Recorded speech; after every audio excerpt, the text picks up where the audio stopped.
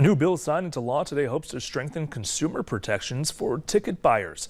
Governor Tim Walz visited the iconic First Avenue music venue in Minneapolis to sign the bill, which reforms the processes related to the sale, advertisement, and resale of tickets for concerts, sports, and other events. Officials say the bill cracks down on resellers who hike prices and sell fraudulent tickets. Because of deceptive websites which trick buyers into thinking they're purchasing valid tickets by using our intellectual property, and speculative tickets where resellers actually list tickets for sale in which they are not in possession of, fans are often duped into paying up to 10 times face value, oftentimes when there are still tickets available for the original price.